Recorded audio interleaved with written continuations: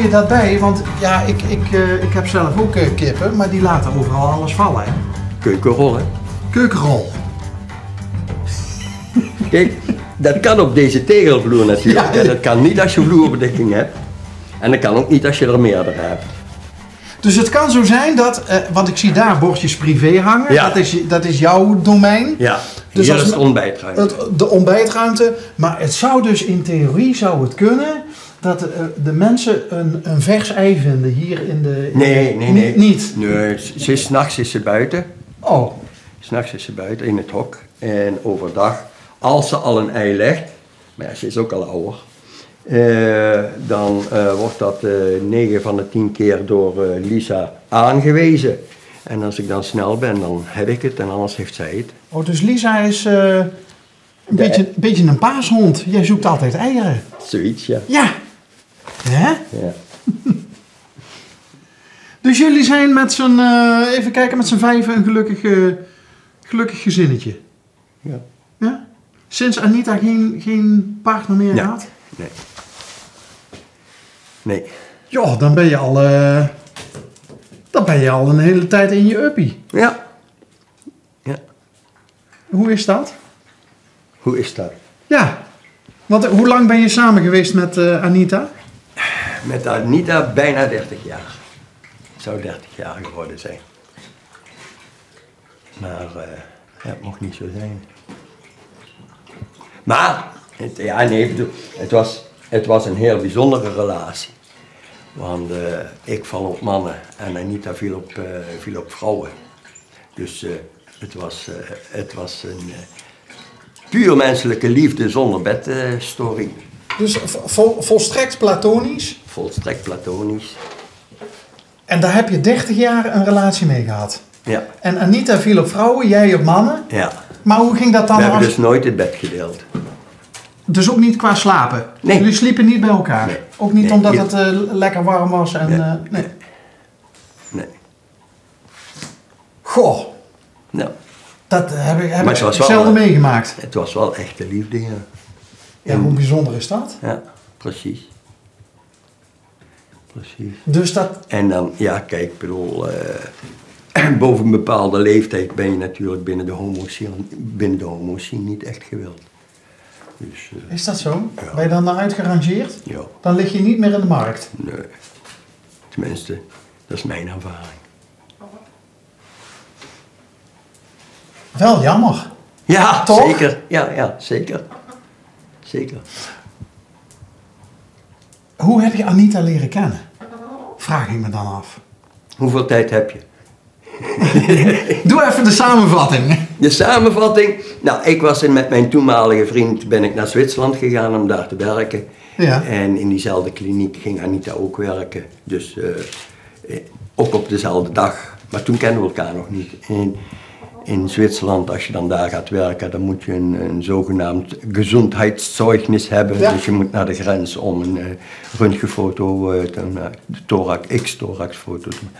Nou, en toen zei de personeelschef tegen Anita van god, die mensen zijn met de auto, misschien kun je ze vragen of je mee kunt rijden. En daar hebben we een hele gezellige dag van gehad. En vanaf toen zijn we eigenlijk met elkaar om blijven gaan, samen gaan wonen, met z'n drieën, met z'n vieren. En uiteindelijk weer met z'n drieën, met z'n tweeën. En Dus jij bent nog heel lang met je vriend geweest, terwijl je eigenlijk ook al een liefdesrelatie met Anita had? ja, maar toen was dat zeg maar een goede vriendschap. Oké. En Anita woonde ook wel eens met een vrouw? Korte tijd. Korte tijd. Korte tijd. En dat ging allemaal goed? Ja, tuurlijk. Als je elkaar maar de ruimte geeft, dan kan alles. Ik vind dat wel heel bijzonder, Rob. Nou ja. Ja, nee, maar dat kan. Want er zijn heel veel mensen die zeggen, je kunt nooit een liefdesrelatie hebben met iemand zonder dat daar de vleeselijke liefde Ja, bij ja. in beeld komt. Ja, maar ik bedoel, die behoefte was er niet. Nee, vanwege de geaardheid Juist. natuurlijk ook. Juist. Maar dan moet dat wel heel puur geweest zijn. Ja, dat was het ook. Probeer dat eens te omschrijven. Hoe was dat als jullie samen waren, dan was dat een soort van thuiskomen of thuis zijn? Ja, ja. En ding is, ik zou je zeggen, toen wij hier kwamen wonen, Anita is een Mandelaar en die is op een gegeven moment Belgerbos, die natuurbegraafplaats tegengekomen. Ja. Dus die zegt, ik heb het gevonden voor de toekomst. En toen hebben we daar ook samen een graf gekocht. En, ja, wacht even. Ja. Die laat ik je zien. Je hebt een foto van het graf. Ja, kijk. Dit is de plek. Want help me even, waar is Bergenbos ook alweer? Sint-Odiliënberg. In Berg, ja. Dit is dus de plek die wij toen gereserveerd hebben. Heel symbolisch, 2 verschillende bomen die in de grond samenkomen. Goh. Frank, daar zijn we pas nog geweest. En daar hebben we dus deze grafsteen bij gezocht. Met ook weer wel één geheel. Een soort yin en yang, maar dan in een steen. En toch door die lijn een soort van scheiding. Dus daar zit in feite de symboliek van ons leven in. Dat wilde ik net zeggen. Jullie hielden allebei wel van symboliek, ja. Ja. Dus daar is ook nog een plekje voor jou? Daar is nog plek voor mij.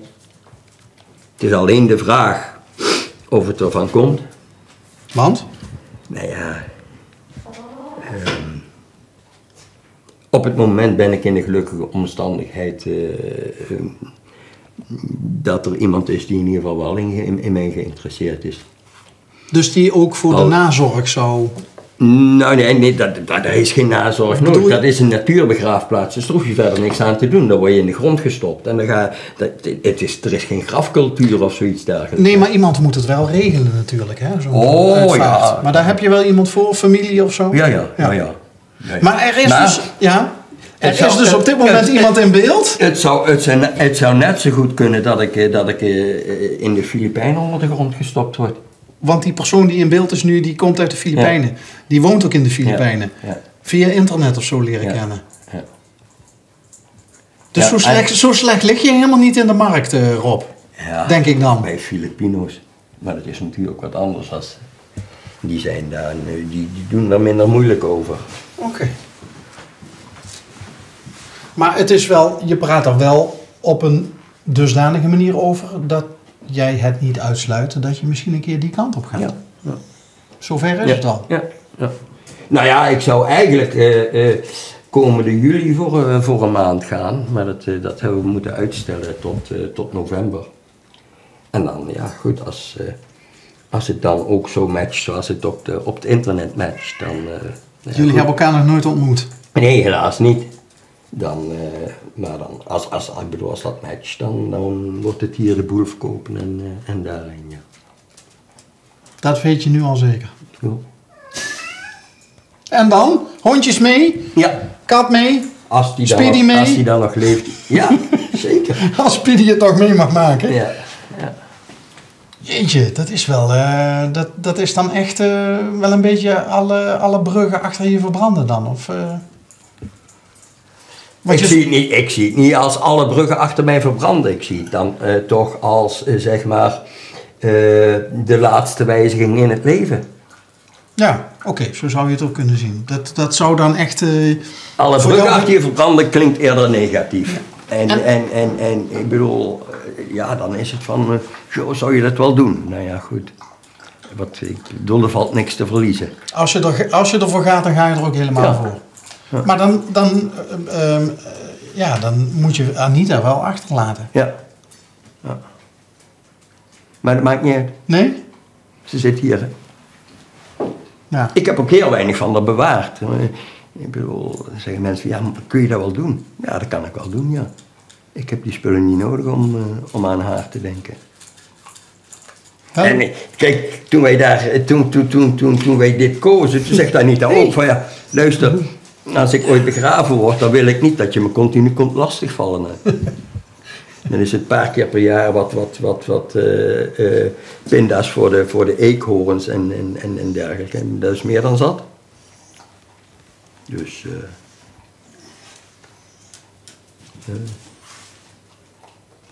Ik hoop dat het lukt. Ja, dat hoop ik ook. Maar dat is iets wat op korte termijn dan...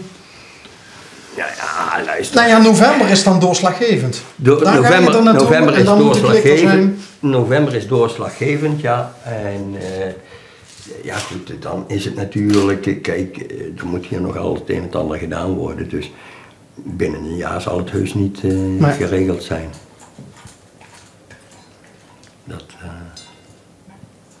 Maar goed. Spannend. Nou ja, we zien wat komt. Hè. Het is in ieder geval wel prettig om weer een doel in het leven te hebben, om het maar zo te zeggen. Ja. Daar kan ik me iets meer voorstellen. Kijk, ik heb leren leven met de omstandigheid dat Anita verdween. En ik heb ook een modus gevonden om te overleven en me binnen alle omstandigheden gelukkig te voelen. Door te leren genieten van kleine dingen. Dus het is niet zo dat ik uit zieligheid of iets dergelijks weg moet. Absoluut niet. Nee, om een hele goede reden. Ja. Nieuw geluk. Ja, precies. Oh nee, wacht, je hebt ze net gewassen. Dus hey, ja, namens ons, heel veel succes. Ik hoop dat het gaat lukken. En ik hoop ook dat die meneer uit Friesland misschien nog een keer die boot komt halen. Ja, daar ga ik vanuit. Anders dan moet er alsnog de zaak in. Het zou zo zonde zijn, maar goed, het zou zijn. Vaya con Dios. Ja. Dankjewel.